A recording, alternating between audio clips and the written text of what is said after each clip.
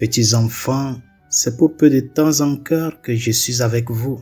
Vous me chercherez et comme je l'ai dit aux Juifs, là où je vais, vous ne pouvez pas aller. Je vous le dis maintenant à vous aussi.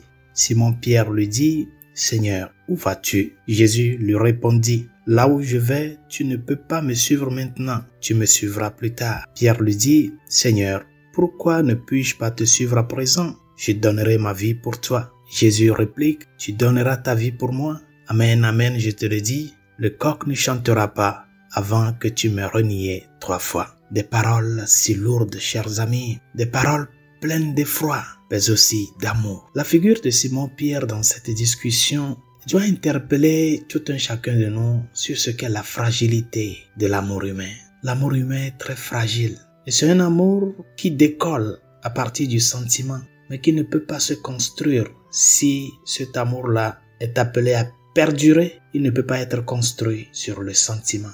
Parce que le sentiment, c'est juste comme un coup de foudre. On ne peut pas charger tant de choses sur un coup de foudre qui est juste de passage. Et si l'amour humain est appelé à perdurer dans le temps, cet amour ne peut pas être construit seulement sur le sentiment, mais plutôt sur le sens du sacrifice. Un sacrifice fidèle aux choix que l'on a fait, fidèle aux engagements que l'on a pris. Bien, chers amis, ces jours-ci qui nous séparent du Trident pascal, ce sont des grands jours de méditation profonde, de recueillement. Des jours où nous sommes appelés à faire les derniers préparatifs pour pouvoir entrer dans le dernier virage de ce chemin et de ce voyage de carême que nous avons commencé le mercredi décembre. Nous sommes à la porte de la dernière phase, la phase la plus décisive de ce voyage de notre salut. Et il n'est pas question de chercher dans cet esprit de recueillement, dans cet esprit de silence et de méditation de ces jours-ci, il n'est pas question de chercher à épargner le Christ, de ne pas souffrir. Notre préoccupation première, ce n'est pas d'épargner le Seigneur, de lui éviter de souffrir. Ce n'est pas ça.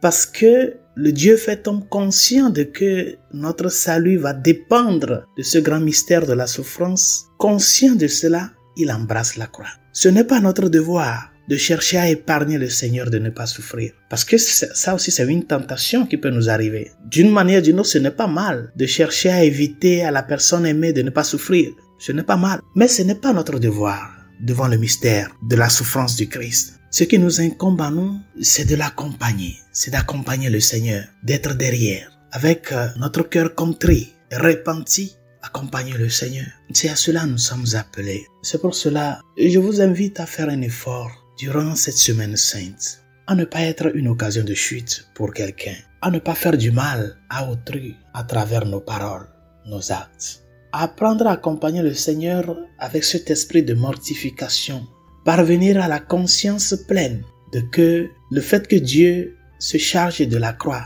le fait que Dieu accepte payer le courroux de mes fautes, doit m'amener à reconnaître la vérité de ma faiblesse, reconnaître la vérité de notre faiblesse.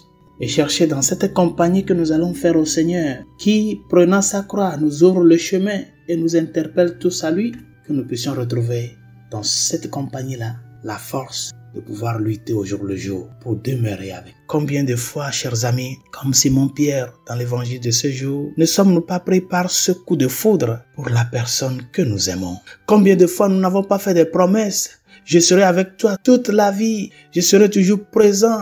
Tu es la raison de ma vie, tu es la raison de mon être, tu es la raison de mon existence. Combien de promesses nous n'avons pas fait dans la vie?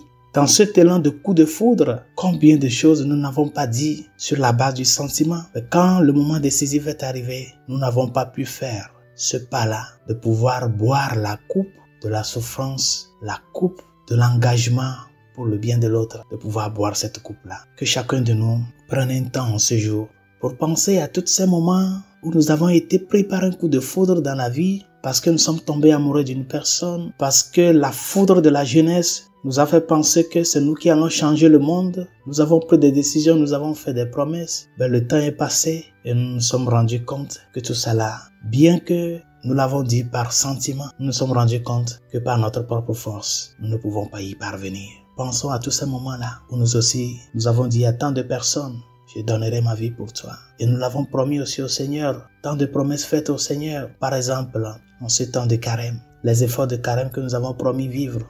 Ben, nous n'avons pas pu parvenir à les réaliser. Ce n'est pas pour nous déprimer, mais c'est pour nous amener à prendre conscience de notre fragilité, à ne pas chercher à prendre le devant du Seigneur, mais plutôt à l'accompagner, à lui demander de nous donner la force de pouvoir nous maintenir fidèles dans les petites choses, afin de pouvoir parvenir à être fidèles dans les grands choix, les choix décisifs de la vie. C'est le moment des amis du Christ, comme je le disais hier, des amis qui sont là jusque dans la nuit profonde pour que quand l'ami souffrant tourne la tête, il puisse, en nous regardant, s'appuyer dans ce réconfort-là que nous lui donnons, afin qu'il puisse parvenir à l'accomplissement décisif de ce choix qu'il a fait pour notre salut. Bonne journée, Dieu vous bénisse.